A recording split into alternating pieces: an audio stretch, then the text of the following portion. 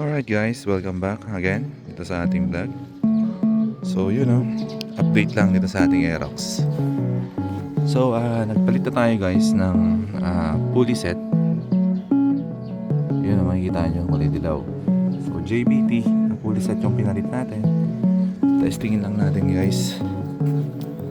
So may silent killer natin, TSMP S2. At syempre, napakagandang shock. Samahan nyo ako guys, pasok tayo ngayon sa trabaho. Testingin natin to. By the way, pang daily pala natin tong Aerox na to. Let's go.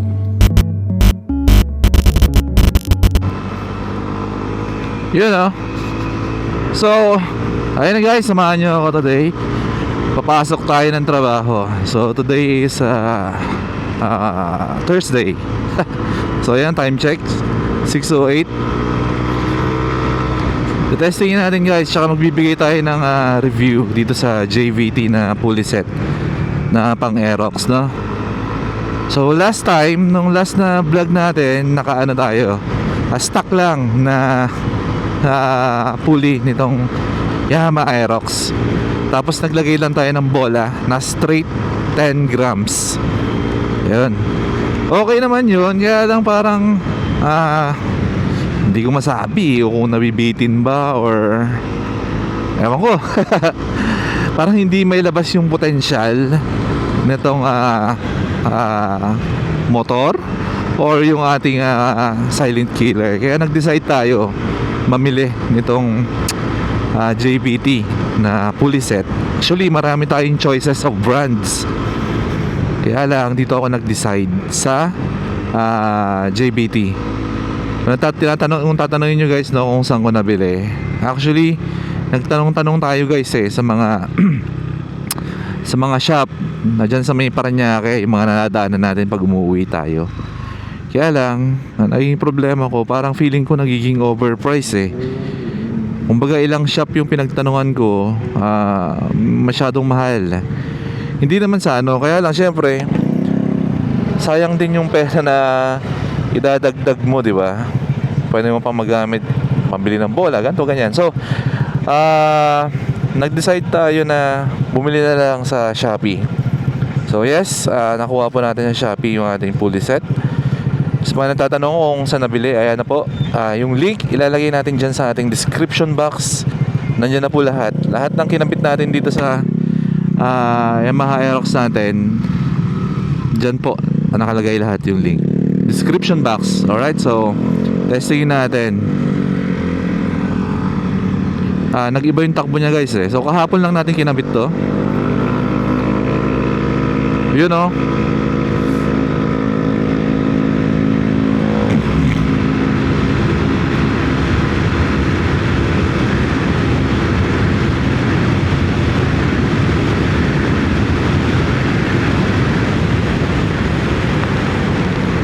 Sheesh, ang bilis. Kinukulang lang sa daan guys. Nabibitin tayo sa daan. Pero yung arangkada niya, nagbago na yung arangkada niya. Nagbago na yung arangkada niya. Hindi na siya yung tulad nung una.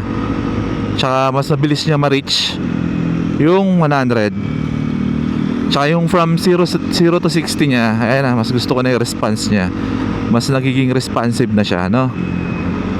Woo! Maganda to pang city driving guys, tong set na to. By the way, yung bola natin, naka-combination tayo ng 9 grams tsaka 11 grams. So 9-11. Dito lang hindi magandang daan, bandang Bacoor. Ayan ito kalaban ko to mga gantong klaseng ng daan So kayang-kaya ng natin to guys, ng RCV na S2 or S series.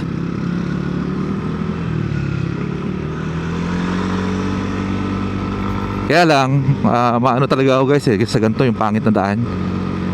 Nag-aalalay talaga ako kasi natatakot ako. Pucha na yan. Papagas muna tayo guys, wala na tayong gas. Dito na lang sa Petron.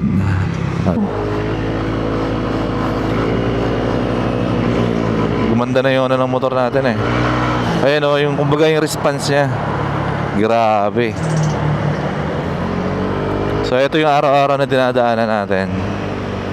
Ito yung lubak na dinadaanan natin guys, which is kinakaya ng S2 ng RCV, no?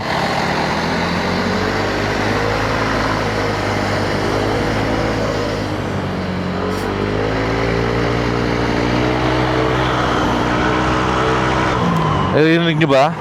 Sana naririnig nyo guys, no? Naririnig nyo ba yung ating pipe ng silent killer? Ganda ng tunog guys.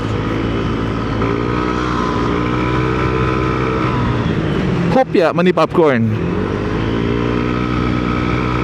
Grabe itong mga butas-butas dito sa Bacoor.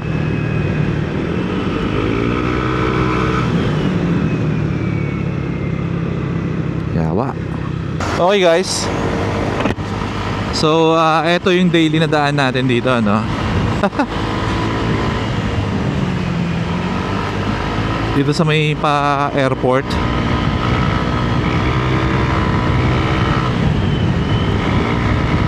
Siguro guys, susunod ko siguro dito is yung ating brake. Try natin mag-upgrade ng brake system. Kasi napansin ko pag ayun nga, dahil medyo aggressive yung speed natin guys, importante dyan yung braking system. Lalo na itong Aerox na V3 natin is hindi siya ABS. So mukhang kailangan natin ng malakas na brake. 2-pot siguro guys, pwede ng 2-pot ng RCV. So yun siguro. Total ano na tayo sa panggilid, kumbaga, or sa binibigay nitong Aerox natin, parang goods na ako.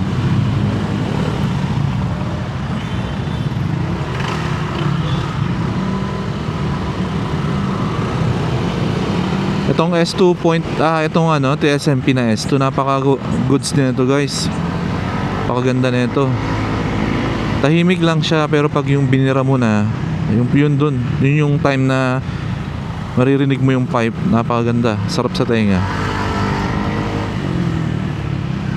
Hindi mo lang siya ma-appreciate pagka stuck yung gamit mong panggilid. Kumbaga hindi niya naibibigay yung yung tamang tawag nito, yung RPM niya. Kasi sa RPM yan eh. Wow, traffic guys. Yun lang. Ganito dito araw-araw.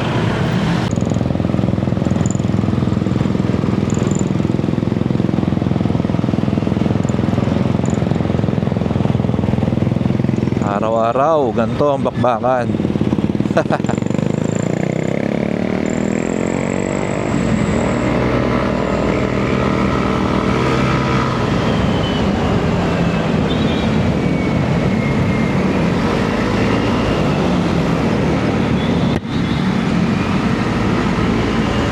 Goodness.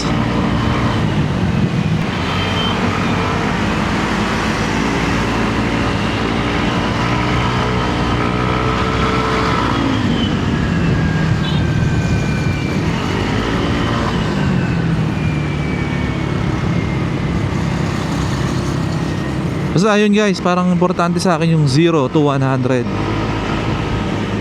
Kung gaano mo kabilis makuha yung 0 to 100. Lalo na yung 60 to 100.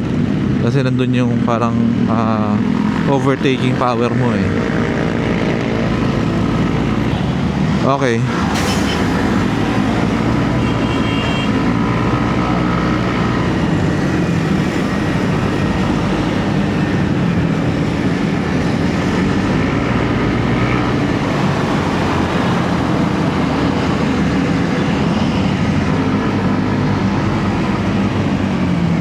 Masyado maliwanag. My goodness.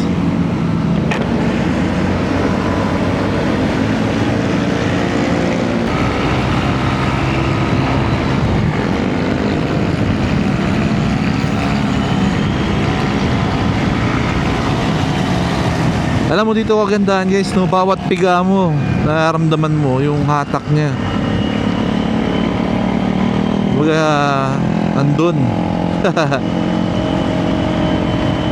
So siguro okay na muna tayo sa tune na ganito or sa set na ganito, ano? Hindi naman tayo nagpapatakbo ng top speed eh. Mga 100 lang, masaya na ako eh. Swish! Eto pa, sa EDSA, itong mga botas-botas na to guys. Woo! Nakakainis. Hindi ko mahanap dito eh. Kinatandaan ko minsan kung saan yung may mga butas, tsaka saan yung medyo maayos. Ayan, tulad nito, pag dito ako sa kaliwa, okay na yung daan dito. Kaya yung mga butas-butas na yan, oh.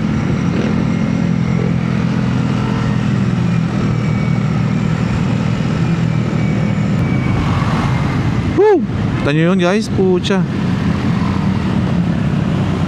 Yep. By the way guys, sa magtatanong no kung paparimap ko ba to, siguro hindi kailangan para sa akin.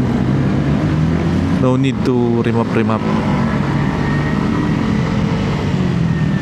kasi nakaano lang yun, pogi oh. Nakaano na naman tayo eh, yung silent killer. Tapos 28mm yung kanyang elbow. So goods naman. Nasyede na guys.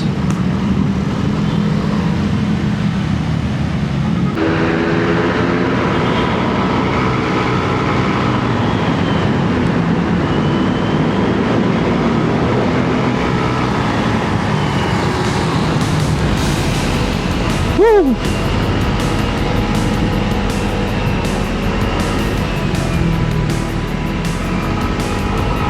So guys, ayun, dito tayo sa Makati.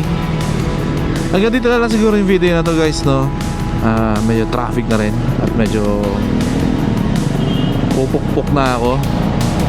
Ayun, no. So bali, yun lang naman guys sa update dito sa ating Aerox, no. Shinare ko lang yung bagong kabit natin na JVT fully set. So sa mga gusto, andyan lang yung link sa may description box. Alright. So nasabi ko dito sa, wait lang. So masasabi natin guys dito sa sa JVT na fully set is napaka goods, quality good. So ano pang hinihintay mo? Bumili ka rin na ito. Gusto mo lumakas yung motor mo, you know. Woo! Makati, let's go!